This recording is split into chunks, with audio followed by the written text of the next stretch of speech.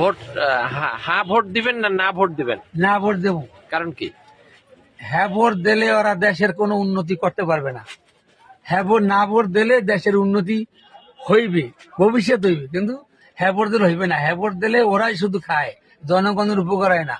এগুলো লাগে জুলাই যোদ্ধা এগুলো লাগে অংশগ্রহণ করছিলাম, চাইলে না লাভ হয় নাই। আর ওই নাহিদের লাগে দেখা করতে গেলাম বরগুনের দিয়া 2000 টাকা গাড়ি ভাড়া খরচ করিয়া নাইট 5 ঘন্টা বসায় রেখিয়া আমার সাথে কোনো কথা বলে নাই। তাহলে আমার মতো সাধারণ লোকের, নাহিদের মতো লোকে যদি উপকার করতে না পারে নাই, দেশের কোনো উপকার করতে পারবে না।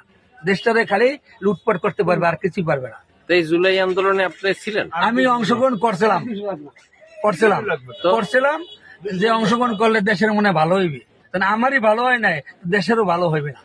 বুঝলেন কেমনে? বুঝলাম। আমি সাধারণ একটা কেস লয়ে গেছিলাম, একটা কাগজ লই দরখাস্ত লইয়া, সে কাগজটা লেখার জন্য 5 ঘন্টা অপেক্ষা করেছে, কিন্তু এরা কিছু বলে নাই।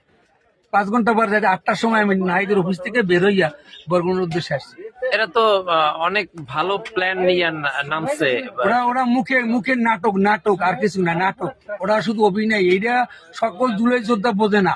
জুলাই যুদ্ধে ওরা 6 জনই, আর লক্ষ লক্ষ মানুষ যারা জুলাই যুদ্ধে অংশগ্রহণ করছে, এদের দ্বারাই এদের একটা কামিয়াবি হয়েছে। কিন্তু হেরা যোদ্ধা না, হেরা হয়েছে বোঝা, আর ওরা হয়েছে যোদ্ধা।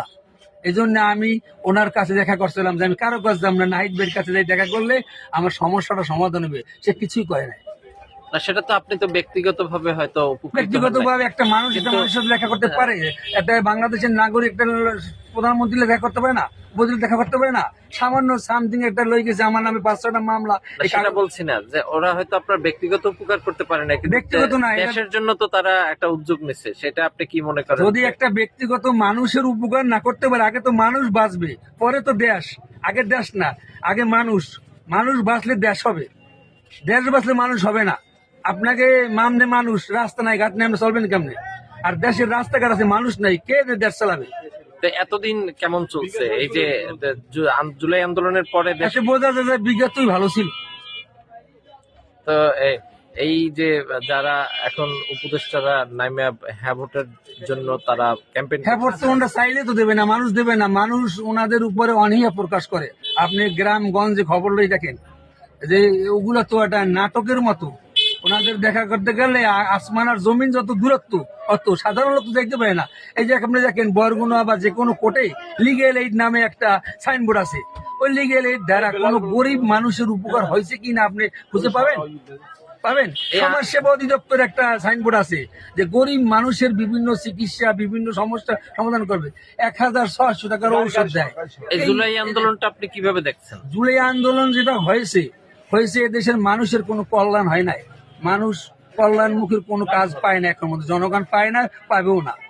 সাধারণ লোকের উপকার না করতে বলে কার উপকার করবে বলেন? এখন আপনার কি মনে হয় আসলে? এখন আমাকে মনে হয় যে দেশের পরিস্থিতিতে যে দেখি, এতে আমাদের সাধারণ মানুষের কোনো উপকার হয় নাই। সর্বদিক দিয়ে সাধারণ মানুষ মানে এই বন্দির মতো জীবনযাপন করতে আছে। কেন? দেশ তো স্বাধীন হয়েছে। দেশ কিসের স্বাধীন হয়েছে? দেশ তো স্বাধীন হয়েছে একবারই দেশে, এটা তো স্বাধীনতা বলে না। আমাদের আয় বাণিজ্য কি আছে? কিছুই নাই। আমরা বাজার ঘাট গেলে বিভিন্ন জায়গায় সবকিছুর দাম, কোনটার দাম কম আছে দেখেন তো?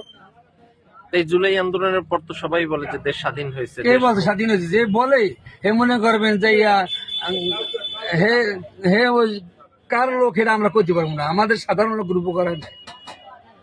আমাদের উপকার বলতে